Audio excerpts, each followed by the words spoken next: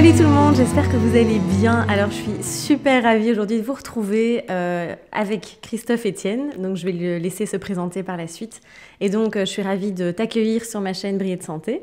Quelle bonne idée. Et donc on avait envie de partager ce moment avec vous et on va parler principalement aujourd'hui de la digestion et plus particulièrement du SIBO. Donc je ne sais pas si vous connaissez, mais en tout cas on va vous donner toutes les infos. Il n'y aura plus de secret pour vous. Et on va vraiment essayer de voir ce que c'est le SIBO, comment le diagnostiquer, quels sont les différents symptômes qu'on peut avoir, et aussi comment le traiter, comment retrouver finalement cet équilibre digestif. Donc maintenant, je vais laisser Christophe se présenter. Donc il est naturopathe et il va vous expliquer un peu son parcours aussi et ce qu'il propose aujourd'hui. Je te laisse la parole. Écoute, merci beaucoup Elodie, c'est trop sympa de m'inviter. Écoute, bon, c'est une première pour moi, donc... On fait au mieux, pas de stress, voilà, c'est génial. Voilà, je pense que j'aime beaucoup partager, je crois même que c'est quelque chose qui est vraiment très profondément un côté... l'essentiel de ma vie, même je pense que c'est dans le partage. J'ai beaucoup aimé depuis quelques années d'écrire sur un blog, mais par contre l'image, je ne suis pas encore allé. Je ne suis pas encore allé, donc merci de me donner cette opportunité, c'est génial. Voilà, alors je pense quelque chose qui m'intéresse plus particulièrement, c'est donc l'intestin, puisque voilà, je pense que c'est évident qu'il faut aller à l'origine, à la source de nos problèmes de santé. Il y a véritablement une explosion des problèmes intestinaux aujourd'hui, notamment en Occident. Je pense que c'est un peu partout dans le monde, mais notamment en Occident, avec le stress, avec l'alimentation, avec... c'est tout un ensemble de choses. C'est hyper multifactoriel, je dirais. Voilà, donc merci de m'inviter, c'est très sympa. Merci à toi. Et je suis assez impressionné d'ailleurs du nombre de vidéos que tu as faites. Je ne sais pas comment tu fais, tu dois avoir un secret quelque part. Oui, tu vas te lancer après. Ouais, pourquoi pas. Donc le système digestif, c'est complexe, c'est multifactoriel. Je pense qu'il y a des notions à savoir. J'aime beaucoup, c'est pour ça que je reçois les gens dans un cabinet à Paris, donc depuis plusieurs années. Je passe pas mal de temps, bon, notamment la première séance, parce que j'aime bien aborder les grandes notions. Parce que je pense que depuis 80 ans, on a tout changé. Je pense que depuis 80 ans, on est passé d'une alimentation qui était encore très traditionnelle. On était même encore, enfin, il y a 100 ans, on était encore tous dans une ferme, il faut le savoir, à vivre... comment dire, au rythme des saisons. Alors, à cette époque-là, il y avait encore, on va dire, des stress, mais des vrais stress. C'est quoi le vrai stress? C'est le stress à adrénaline. C'est quand il y a des guerres, c'est quand il y a des famines, c'est quand il y a... Donc là, le corps, il est fait pour ça. Là, il répond avec une production d'hormones du stress qui ne va pas perturber de façon durable l'organisme, alors que le stress moderne, qui est un stress chronique, répété, c'est un stress à cortisol et c'est beaucoup, beaucoup plus embêtant que ce qu'on pense. Ça va notamment avoir un impact sur tout un tas notamment sur bien sûr la lait surrénale, ça va avoir un impact sur aussi l'insuline, ça va avoir un impact sur le système immunitaire notamment. Le système immunitaire va vraiment baisser. Je ne compte plus le nombre de gens qui déclarent avoir en effet déclaré une pathologie après un fort stress, ou soit psychologique, soit physique au boulot, ou alors bien sûr perte de travail, pourquoi pas, tout ce qu'on sait qui tourne autour de ce mot de stress, qui a été beaucoup galvaudé, mais il y a vraiment quelque chose de bien concret au niveau physique. Voilà. Et ça, c'est un des grands, je pense, une des grandes causes du SIBO. Alors, SIBO, qu'est-ce que ça veut dire? Oui. Le SIBO, c'est donc Small Intestine Bacterial Overgrowth, donc la prolifération bactérienne de l'intestin grêle. C'est quelque chose que beaucoup de personnes ont remarqué depuis quelques années. Alors c'est un peu mystérieux, notamment depuis 3-4 ans. Il y a une explosion de personnes qui disent avoir des ballonnements chroniques. Voilà. Alors, Souvent, attends, je vais prendre le micro. Donc, souvent, on parle aussi de côlon irritable. Je ne sais pas s'il y a eu un lien qui a été fait entre le côlon irritable et le SIBO. Alors, justement, voilà.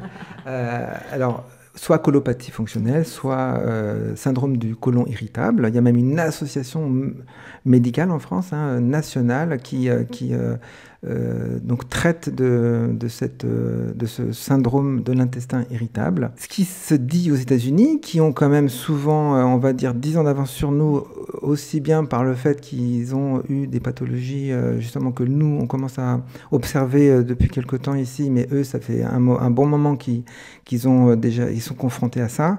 Et donc, forcément, ils ont un peu aussi 10 ans d'avance sur nous, sur les traitements ou les solutions à apporter.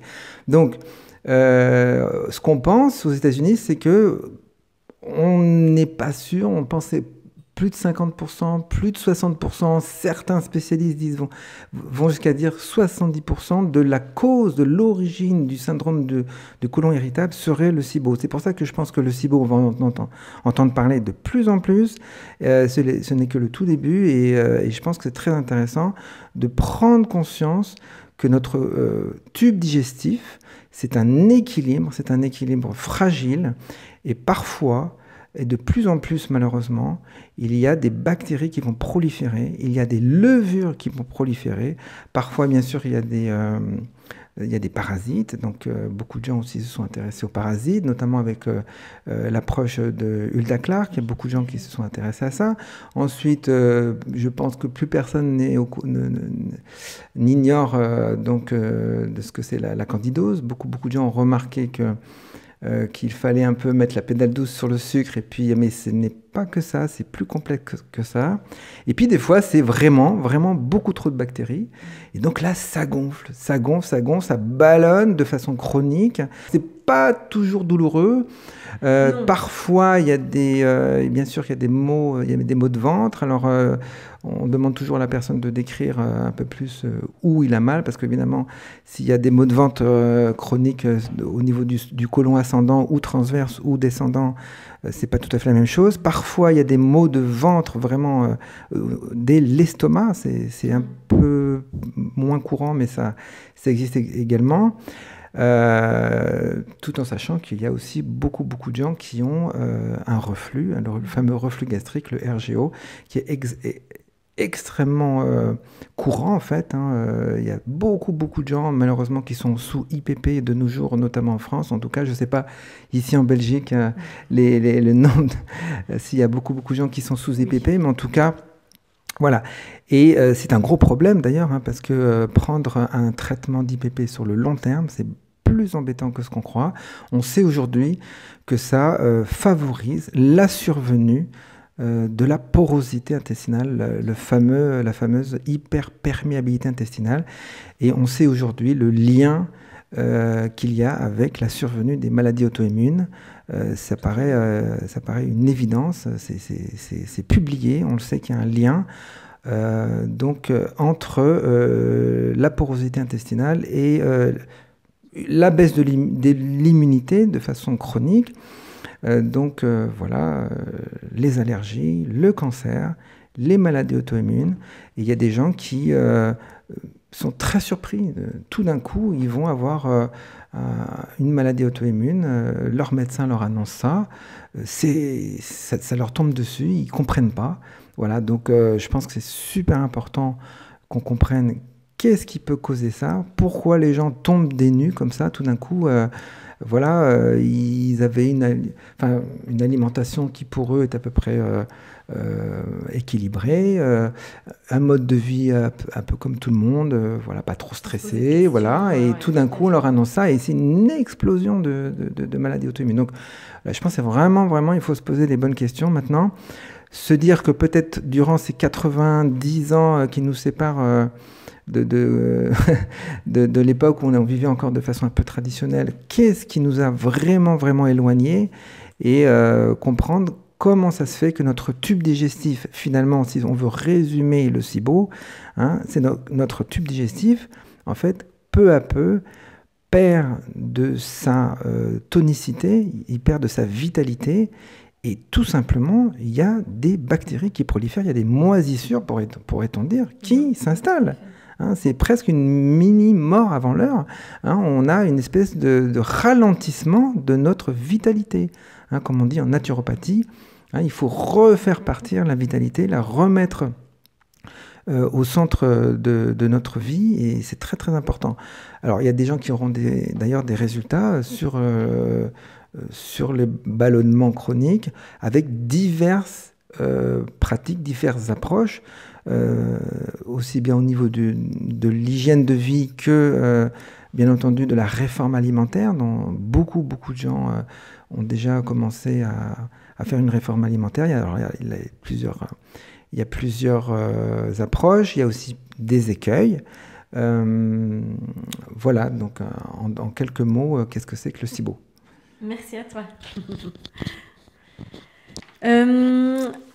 Souvent, on parle aussi de dysbiose intestinale. Donc, est-ce qu'il y a finalement une différence entre la dysbiose intestinale et le SIBO? Voilà, très très bonne question. Donc la dysbiose, c'est quand même plutôt une notion, je dirais, de plus grand pourcentage de bactéries pathogènes ou des bactéries de moins bonne qualité. Ça peut être un peu choquant comme ça, mais il y a des bactéries de plus ou moins bonne qualité qu'on l'a héritées à la naissance. Voilà, c'est comme ça, c'est des histoires souvent familiales. On parle beaucoup d'épigénétique. L'épigénétique, ça commence dans le côlon, ça commence dans le grêle. Voilà, je pense que nous avons en grande partie les bactéries héritées des parents, très probablement aussi de l'environnement dans lequel on a vécu dans les premières semaines, les premiers mois, les 2 premières années notamment de notre vie. Il y a tout un tas de souches bactériennes qui vont s'installer, et ça s'appelle donc le microbiote, bien sûr, mais ça s'appelle les bactéries commensales. C'est celles qui s'installent et qui sont quasiment indélogeables. Même avec des grosses quantités de probiotiques, on pourra éventuellement améliorer les choses, mais on ne pourra jamais remplacer les toutes premières bactéries qui se sont installées, et même avec la transplantation fécale. Voilà. Donc, voilà, la dysbiose, c'est des bactéries qui se sont installées à la naissance, de moins bonne qualité. Donc, beaucoup de gens parlent de probiotiques, c'est vrai que c'est très intéressant. Malheureusement, dans le SIBO, c'est plus compliqué que ce qu'on croit. D'abord, dans un premier temps, on ne pourra quasiment jamais apporter des probiotiques en première instance, puisque la personne va encore plus ballonner, encore plus avoir de maux de ventre. Il y a déjà trop de bactéries. Il y en a déjà trop. Et comme il y a des stases, en fait, c'est ça la plus grande caractéristique, je dirais, du SIBO, ce sont les stases. C'est-à-dire que parfois, ça commence dès l'estomac, donc c'est le fameux RGO, le fameux reflux gastrique, mais parfois c'est après. Donc, alors on parle parfois de reflux duodénogastrique, mais parfois c'est plus loin. Donc juste après le duodénum, vous avez le jéjunum. Il y a des stases qui s'installent dans certaines parties du jéjunum ou dans la dernière partie de l'intestin grêle, dans l'iléon. Voilà. Et ces stases s'apprécient avec en faisant une échographie. Il y a des gastroentérologues qui se spécialisent là-dedans, donc ils vont pouvoir, grâce à une échographie, savoir où s'installent les stases, et ça va parler, ça donne un nouvel éclairage. Ça a été notamment initié par le docteur Bruno Donatini. On a beaucoup parlé de lui depuis quelques années, et c'est vrai que c'est quelqu'un, je pense, qui a pris pas mal d'avance, en Europe notamment, sur cette question de la prolifération bactérienne de l'intestin grêle, dans cette question de stase qui s'installe le long du grêle. Voilà. Un petit mot sur le microbiote du grêle. Hein. Il faut quand même bien se rappeler que ce n'est pas du tout le même milieu que le côlon. Hein. La preuve, il y a une valve iléocécale qui fait justement une barrière entre les deux milieux. Hein. Voilà, donc c'est bien la preuve qu'il y a la nature a prévu 2 milieux différents. Il y a beaucoup plus de bactéries dans le côlon. Enfin, c'est même pas comparable. Hein. Donc, l'immense majorité des bactéries intestinales sont dans le côlon. Donc ça va jusqu'à 10 puissance 14, alors que dans la majorité du grêle, ça va de 10 puissance 4 uniquement, c'est-à-dire quelques dizaines de milieux à peine par centimètre carré, à 10 puissance 8 uniquement bactéries au centimètre carré dans l'iléon. Donc même entre la fin de l'iléon et le côlon, ça passe de 10 puissance 8 à 10 puissance 14, ce qui est considérable. Donc, ce n'est pas le même microbiote voilà, entre grêle et le côlon. Ça, c'est une première chose. Donc, quand il y a trop de bactéries dans le grêle, ça veut dire quoi? Ça veut dire qu'il y a des stases. Donc, c'est pour ça que les Américains, ils parlent autant de certaines plantes qui vont aider à faire circuler le bol alimentaire. Alors, ce ne sont pas des laxatifs, ce sont des prokinétiques. Ce sont des plantes, notamment le gingembre, notamment Triphala, notamment un certain nombre comme ça de plantes naturelles. Enfin, de plantes naturelles, bien sûr, c'est naturel, mais voilà, des plantes qui vont aider le système nerveux, en fait, à ne pas trop ralentir. Le gingembre notamment, est particulièrement précieux. Merci beaucoup, et c'est vraiment super intéressant, donc tout ce que tu nous partages. Finalement, mais quels sont aussi les différents symptômes qu'on peut avoir quand on a le SIBO? Parce que peut-être que vous vous posez la question aussi, peut-être qu'on vous a diagnostiqué le syndrome du côlon irritable, et donc ça peut être une piste, parce que, enfin moi en tout cas ça a été mon cas quand on m'a diagnostiqué le syndrome du côlon irritable. On m'a dit voilà, on ne sait pas trop ce que vous avez, il n'y a rien dans les analyses, c'est le syndrome du côlon irritable, voilà, il n'y a rien à faire. Et puis, c'est en allant chercher plus loin que j'ai découvert en effet ce diagnostic du SIBO. Mais donc, quels sont en général les symptômes les plus courants? Voilà. Alors, je pense que c'est surtout ça qui fait le succès de cette approche, c'est qu'effectivement, les personnes ballonnent, les personnes ne s'en sortent plus, voilà, ils vont voir consulter leur gastro-entérologue préféré et on fait bien sûr une fibroscopie, une coloscopie et le résultat c'est que tout va bien. Donc effectivement les gens sont un peu étonnés et donc on va regarder sur internet et on s'aperçoit qu'en effet d'autres personnes ne sont passées par là et se sont aperçues qu'il y a ce fameux SIBO, donc trop de bactéries dans l'intestin grêle, et comme les gastro-entérologues ne sont pas encore trop initiés, on va dire ça comme ça, à ça, donc, on va dire, ben, écoutez, il n'y a rien à faire, enfin, c'est comme ça, vous allez éventuellement suivre un régime dont on parle de plus en plus, même les gastro-entérologues en parlent, donc c'est les fameux régimes sans FODMAP ou avec peu de FODMAP, avec notamment donc FODMAP, un petit mot, donc c'est un acronyme anglais qui signifie qu'il y a 5 grandes familles d'aliments qui fermentent plus particulièrement. Donc on peut dire en français ce sont des aliments fermentescibles ou fermentables, mais moi je préfère fermentescibles. Il y a 5 grandes catégories. Alors tout le monde connaissait bien les fameux flageolets ou haricots blancs qui fermentent dans l'intestin, mais il y a beaucoup d'autres aliments qui fermentent.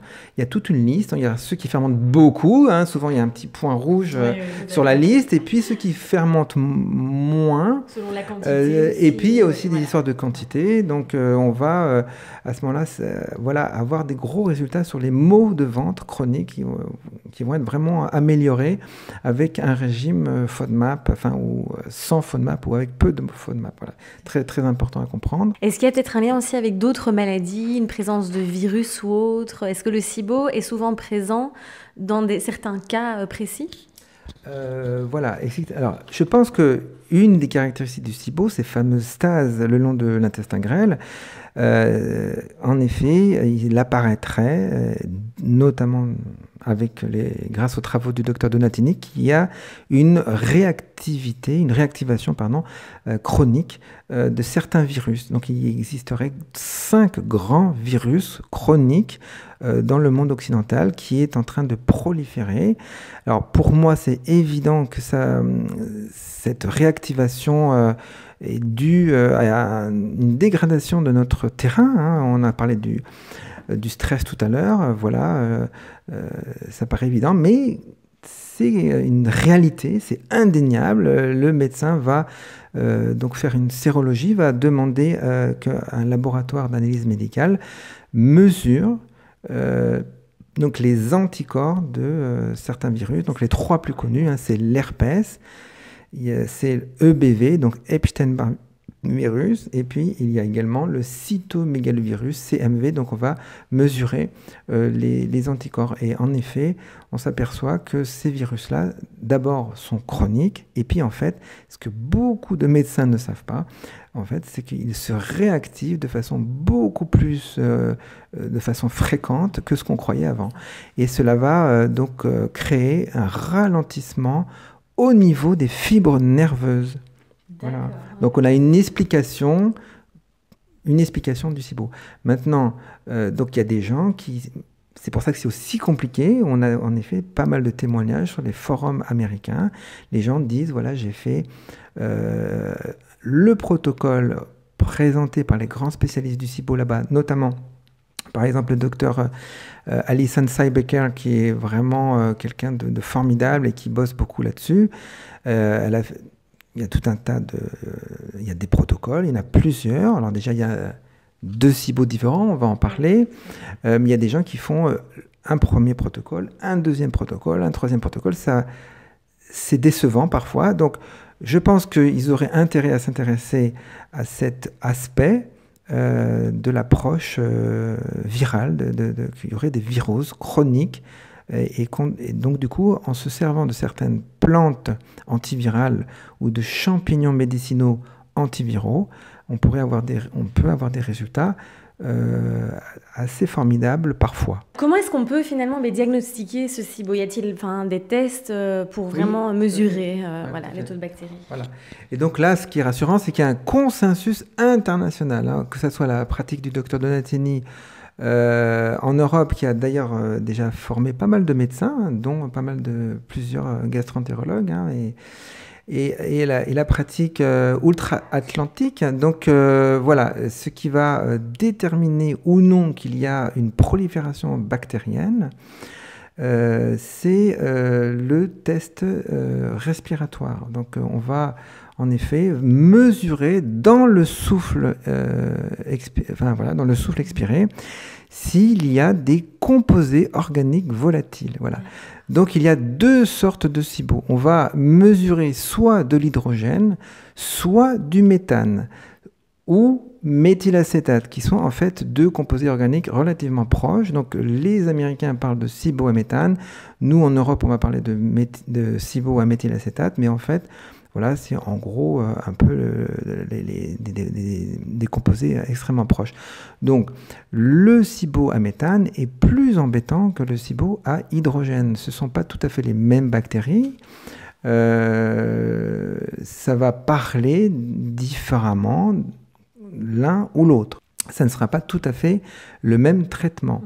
Voilà. Donc, lorsque l'on a un SIBO à hydrogène, d'une certaine manière, on peut utiliser plus facilement des huiles essentielles, notamment des huiles essentielles à phénol, comme l'origan notamment. Il y a souvent un intestin qui est encore en bonne forme, qui n'est pas trop pauvre en diversité microbienne. Donc il y a une bonne richesse, souvent une bonne richesse microbienne. Donc là, on pourra utiliser des huiles essentielles. Ce qui n'est pas le cas du SIBO à méthane, qui est plus délicat à traiter. Voilà. Donc, que ce soit le SIBO à hydrogène ou à méthane, on pourra utiliser par contre une plante dont on parle de plus en plus, qui est assez formidable, qui est le berbéris, ou on va dire la berbérine, puisque c'est vraiment ce principe actif qui est utile, qu'on retrouve dans d'autres plantes, notamment l'hydraste du Canada. Donc c'est un principe actif très intéressant qui va assainir le milieu, voilà, qui va assainir la prolifération bactérienne, va agir sur les parasites également, sur les bactéries, sur même les levures, va avoir un impact très positif sur l'intestin. Il y a beaucoup de gens qui vont être améliorés. Et le hasard fait que ça traite également la résistance à l'insuline, comme par hasard. Hein, quand on sait l'impact de notre alimentation beaucoup trop sucrée, alors on en parle beaucoup, il y a beaucoup de gens qui je pense, ont déjà fait une réforme alimentaire, mais voilà, ça paraît évident qu'il y a un lien direct entre l'insuline et le syndrome de l'intestin irritable. Ça paraît évident. Et comme par hasard, que ce soit le Nîmes, que ce soit le Berbéris, et ben en fait, ce sont des plantes qui traitent également voilà, la résistance à l'insuline. Voilà.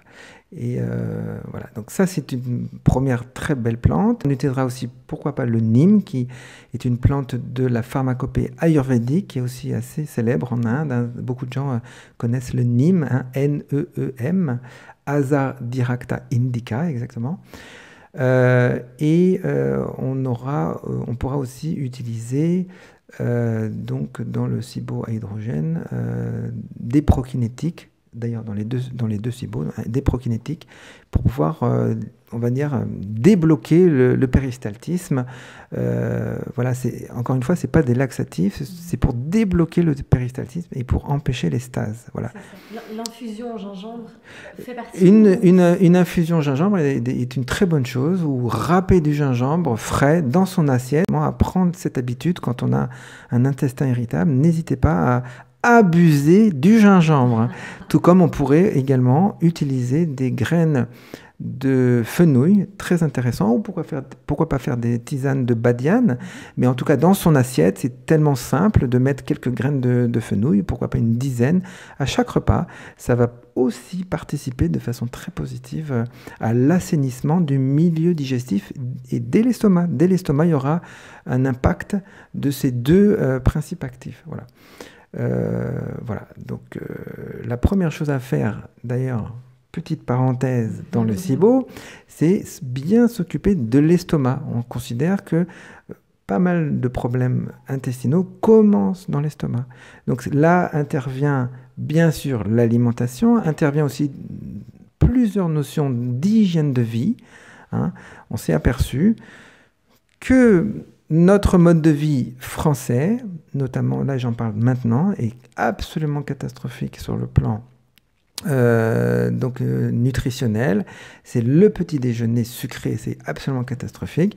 Et puis également de manger trop tard le soir, d'aller au lit l'estomac à moitié plein est aussi beaucoup plus préjudiciable, à mon sens, que ce qu'on pense. Voilà. Du coup, il y a la vidange, c'est ça, il y a une mi-vence de l'estomac, ça fermente dans l'estomac toute la nuit, je suis désolé, et s'il y a autant cette fameuse mode de prendre un verre d'eau chaude le matin avec du citron, c'est pas un hasard, c'est que ça va vidanger l'estomac, donc c'est bien la preuve que beaucoup de gens n'ont pas l'estomac vide le matin en se levant. Et ça, c'est vraiment, vraiment important à comprendre.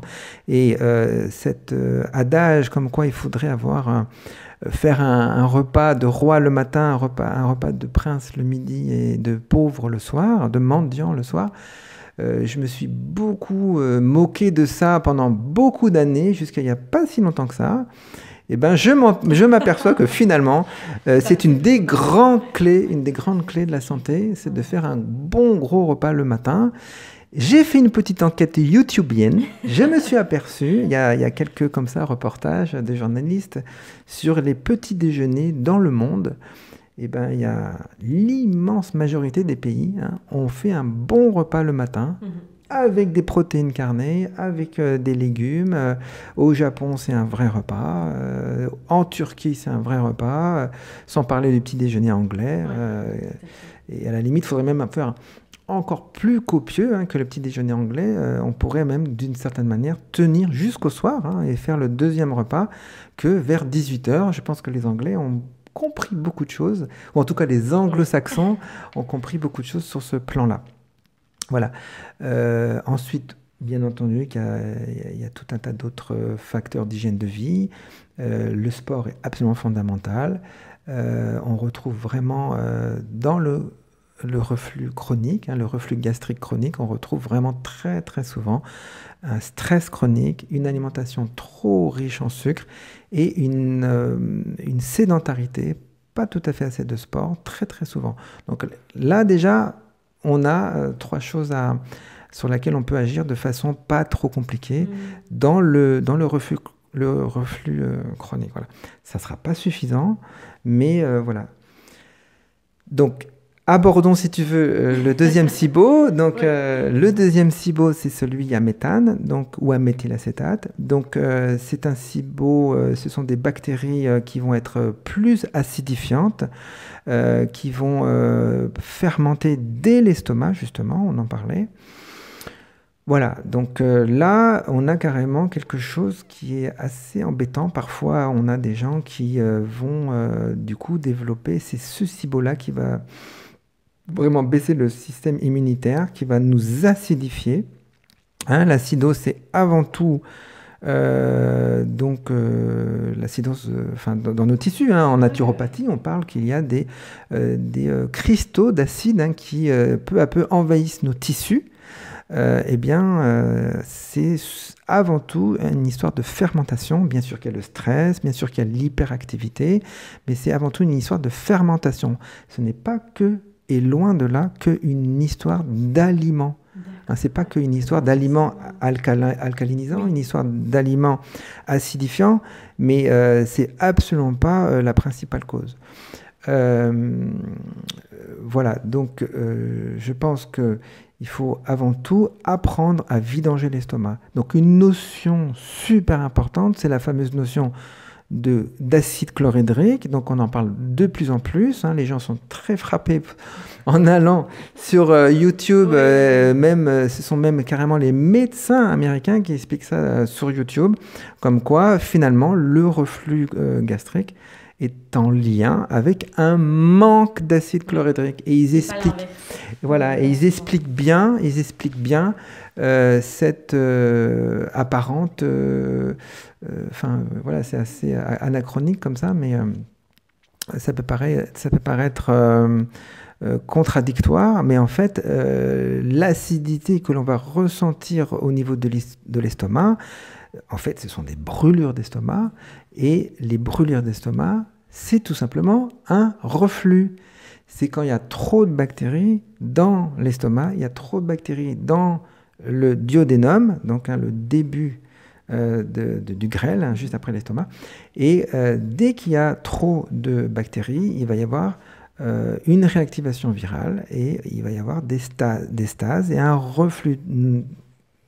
Bien entendu que la nuit, on est allongé, hein, on est allongé et forcément il va y avoir des reflux et les gens vont avoir des mini brûlures au niveau de l'estomac ou au niveau du sphincter inférieur de l'œsophage, hein, et il va y avoir ensuite, si c'est chronique, ce qu'on appelle une béance cardiaque, donc le cardia qui va rester ouvert. Et aussi, bien entendu, la fameuse hernie discale, qui est la conséquence du reflux et non pas la cause. Bien entendu que la hernie discale, c'est-à-dire l'estomac qui remonte au-dessus du diaphragme, bien entendu que c'est de l'acidité qui va stagner, qui remonte et qui va créer cette hernie hiatale. Voilà. Super, merci. C'est vraiment très intéressant en tout cas. Maintenant, tu nous as déjà partagé beaucoup de clés pour justement traiter ce SIBO, pour pouvoir améliorer sa digestion aussi, pour pouvoir vraiment retrouver cet équilibre au niveau digestif. Est-ce qu'il y a d'autres clés que tu as envie de nous partager encore pour justement rétablir cette flore intestinale ? Oui, tout à fait. Alors, je vais finir sur effectivement l'acide chlorhydrique. Donc, il faut vraiment prêter attention à remettre suffisamment d'acide chlorhydrique dans l'estomac. Et je pense que j'ai un pourcentage non négligeable de personnes qui sont améliorées du coup dans leur SIBO à méthane, puisque du coup, les bactéries vont moins fermenter dans l'estomac et dans le duodénum. Bon, ça, c'est une première chose. Ensuite, encore une fois, on va utiliser des plantes qu'on nomme antimicrobiennes. On va utiliser, bien entendu, des plantes aussi, donc dans le SIBO en particulier, antivirale. Donc on peut utiliser le Lapacho, on peut utiliser la griffe du chat, donc une Cariade tomentosa. On peut utiliser, pourquoi pas, donc, les champignons médicinaux. Donc ça, on en parle beaucoup. Elles ont en effet une activité antivirale, enfin immunostimulante avérée, donc des publications même prestigieuses sur les champignons médicinaux. Donc dans certains cas, on va utiliser les champignons médicinaux avec beaucoup de bonheur. Donc les gens vont être améliorés avec cette stratégie immunostimulante. Je pense qu'il faut aussi bien se rappeler que ce n'est pas non plus une panacée. Il ne faut pas commencer cette stratégie immunostimulante avant d'avoir baissé l'inflammation et l'acidose. Sinon, on est déçu, sinon ça ne fonctionne pas. Hein, c'est pour ça qu'il y a des gens qui en reviennent de cette approche. Ben non, c'est parce qu'ils se sont pris trop tôt. Il faut d'abord diminuer l'inflammation, bien entendu, avant tout, suivre donc une réforme alimentaire, se méfier des aliments pro-inflammatoires. Je te laisserai le privilège d'en parler, parce que ça, voilà, les aliments pro-inflammatoires, à commencer par le blé moderne, ça, beaucoup de gens s'en sont intéressés et s'aperçoivent qu'ils se sentent beaucoup mieux à partir du moment où on arrête le gluten moderne. Hein, c'est une histoire de gluten moderne et non pas de gluten ancestral. Baisser l'inflammation, c'est aussi arrêter de manger sans arrêt. Bien entendu que je pense que c'est très important de retrouver le plaisir d'avoir une vraie faim quand on se met à table, hein, ne pas aller à table de façon automatique. Donc voilà, je pense que c'est important de ne pas grignoter, parce que sinon on n'y arrive pas, car ça va casser le CMM, cette fameuse notion du CMM, c'est-à-dire le complexe moteur migrant, cette espèce de balayage musculaire qui part dès l'estomac et qui va jusqu'à la fin du grêle. Donc c'est une sorte d'auto-nettoyage de notre tube digestif qui se réalise environ toutes les 3 heures, mais uniquement si notre estomac est vide. Donc ne grignotons pas. Voilà. Donc baisser l'inflammation, baisser l'acidose. Alors voilà, il y a certaines personnes, notamment d'un certain âge, qui ont tellement tardé à s'occuper de leur hygiène de vie que ça s'est accumulé. Il y a des cristaux d'acide qui se sont accumulés, et tant qu'on est en acidose chronique, on peut pas tout de suite utiliser la stratégie d'immunostimulation. Donc il faudra d'abord désacidifier, il faudra d'abord transpirer, il faudra d'abord soutenir le travail des reins, pour pouvoir, avec des plantes diurétiques tout simplement, on va aider les reins à désacidifier nos tissus. Voilà, on va transpirer, on va soit faire du sport ou tout simplement se couvrir chaudement et marcher. Hein. Voilà, c'est rien que ça peut être énorme. Si on le fait tous les jours, on va se désacidifier. On va aussi, bien entendu, être dans la plupart du temps, être obligé d'utiliser des minéraux pour alcaliniser, donc le potassium, le magnésium, et également le calcium et le sodium en petite quantité, mais c'est essentiellement quand même le potassium et le magnésium qui sont associés à des acides faibles, hein, donc bitartrate, carbonate, citrate. Voilà, dans l'approche du désormais célèbre Morley Robbins, on privilégie plutôt le bitartrate ou le carbonate pour pouvoir aider en fait l'organisme en transformant les acides forts qui sont dans nos tissus en acides faibles. Ils vont pouvoir peu à peu être éliminés via le sang par ces potassiums, donc bitartrate ou carbonate de potassium et de magnésium, ou glycérophosphate de magnésium, ou bisglycinate de magnésium. Donc voilà, des minéraux extrêmement précieux qu'il faudra prendre sur le long terme pour pouvoir se désacidifier. Mais si on soutient les reins, qu'on transpire bien, éventuellement en achetant un petit sauna qui ne coûte pas très cher, si ce sont des saunas à infrarouge lointain qu'on achète, bon d'accord, c'est chinois, mais bon, voilà, c'est pas très, c'est abordable, hein, c'est abordable, voilà. On va utiliser les infrarouges pour détoxifier, pour transpirer, et ça fait un bien fou. Il y a pas mal de témoignages sur les forums de toutes ces personnes qui ont une maladie carrément de l'acidose, hein, Lyme, fibromyalgie, donc polyarthrite, etc. Donc on va se désacidifier avec la transpiration. Et puis encore une fois, donc soutenir les reins avec des plantes, cassis, reine des prés, aubier de tilleul, frêne, queue de cerise, etc. etc. Donc ça, ce sont même des plantes assez connues, hein, dans la pharmacopée populaire, on va dire. Voilà, bah écoute, c'était sympa de faire un petit tour sur le SIBO et sur mon approche. Merci beaucoup à toi, hein. Vraiment, c'était un partage très très riche. Mais tu vas quand même nous dire où est-ce qu'on peut te retrouver. Donc je sais que tu as un super site internet donc, qui s'appelle Clé de Santé. Et enfin voilà, je vais te laisser un peu dire où est-ce qu'on peut te trouver. S'il y a d'autres endroits. Oui, enfin, voilà, Clé de Santé est un blog que j'ai commencé il y a à peu près 8 ans. J'avoue que j'adore écrire, voilà, donc ça, on peut me retrouver sur Paris, mais sinon, pour les personnes qui seraient intriguées par cette approche du docteur Bruno Donatini, il ne faut pas hésiter à aller sur un site qui s'appelle ECIM, E-C-I-M, et on a donc comme ça la liste de tous les praticiens qui ont été formés et qui sont certifiés.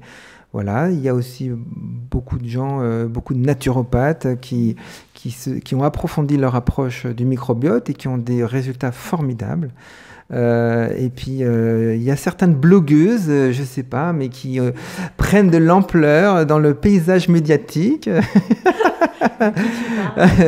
Donc bravo encore, vraiment c'est formidable. Merci, tout ce que tu fais et puis tu donnes ce punch là aux gens. Je pense qu'il y a beaucoup de gens qui bénéficient aussi de cet enthousiasme, hein, voilà, tu donnes la pêche et c'est génial, vraiment. Merci beaucoup.